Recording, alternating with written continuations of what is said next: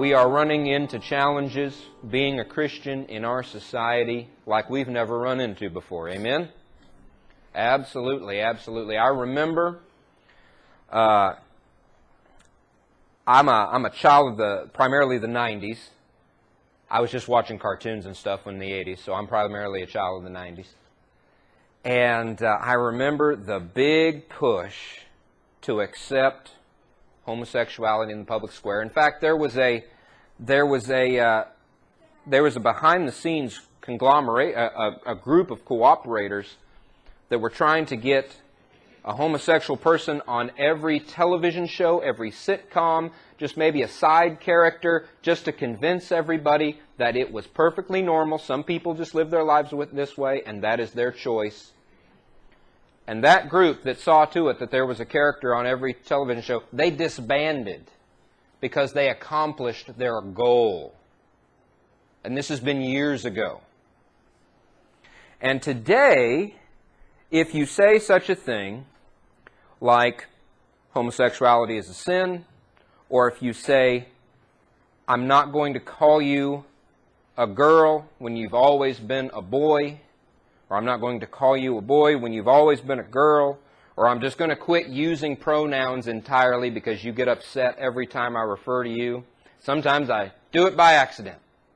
Or whatever the case may be, you are now labeled, according to our society, as a racist and a bigot and as someone. Furthermore, they have confused the whole system of racism. You're not going to get my full opinion on this, okay? But all of a sudden, things that they say in television and movies can really make it sound like all they're trying to say is because you're white, you're racist. And even at the Southern Baptist Convention last year, the big hoopla was that someone submitted a resolution about race studies and intersectionality and white privilege, and the guy that submitted it said the committee butchered it all to pieces before they sent it to the main body of the convention and everybody's up in arms over whether we're going to listen to all of these professors from the Ivy League about, how careful we are with our language and whether we study this white privilege thing and all this kind of stuff. And as a Bible-believing Christian, I'm not even saying all of that is wrong. I'm just saying all of that is very confusing. Amen? That's right. If you have anybody of any kind of ethnic minority or any smaller group that is your friend on a friendly level, not on a national level, but on a friendly level, well, you want to do whatever you can to make them feel like you love them and you care about their feelings and you don't hold anything against them for being from any particular race or religion or anything like that. Heck, I've said it before, Islam is not a religion of peace like they keep telling us, but through ministry to college students, foreign students, and everything, there are peaceful Muslims in the world. There's no problem with being friends with people like that. There's no problem with being friends with atheists, and there's no problem with, living next door to these people and all kinds of stuff. The Bible tells us, Paul tells us that we are to live it in as much as it depends on us, we are to live at peace with every man. Absolutely. Absolutely. Now, I bring all of this up not because I want to rant and rave about how all this stuff is wrong and stupid, though that might sneak its way into another sermon. My main point this morning is it is confusing.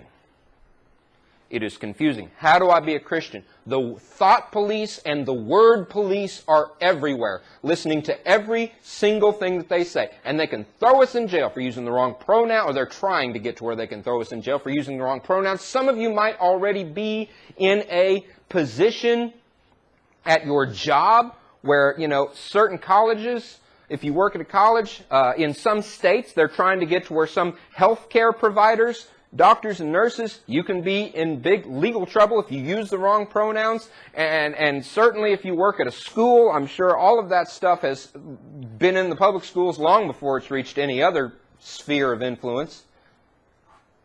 What are you supposed to do? I love the book of James. In the book of James, in fact, we probably should have read from it this morning, but in the book of James, and what else I love about this verse is that there's all kinds of preachers on TV telling you that all you need to do is ask God for certain things and He has to give them to you. You ever heard that? That's right. You ever heard that?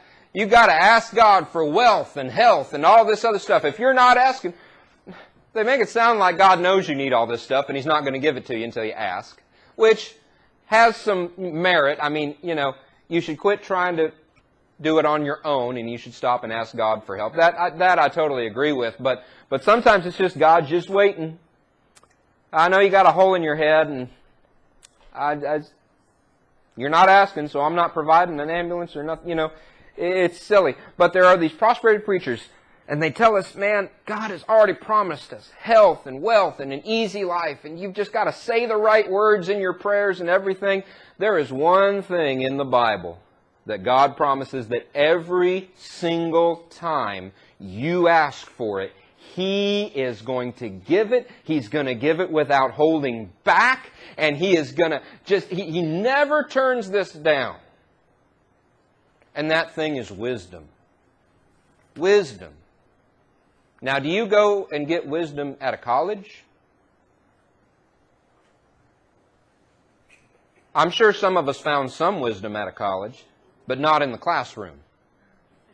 When you sit in the classroom and you learn the parts of all the numbers, this is the one I think of because in high school biology, man, we memorized a lot of names that sounded like they came from Latin and Greek and everything else. And then right after the class was over, after the test was over, you forget all that stuff, right?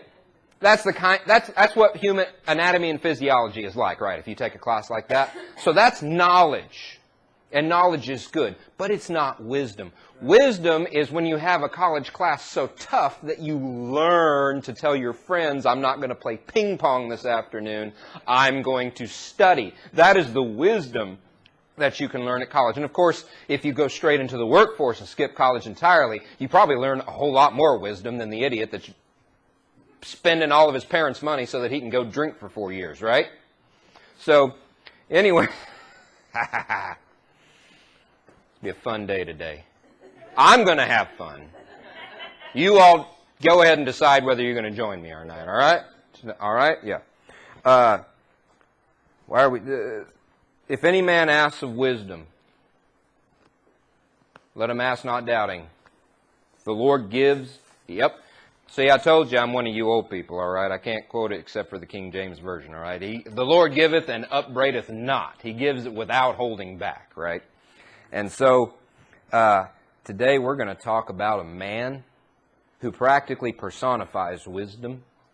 And he was, I got to say, in rereading the story, I noticed that he was a fairly wise guy before he asked God for wisdom and before God gave him his world-famous wisdom. And that's probably why he was wise enough to ask for wisdom and not for anything else.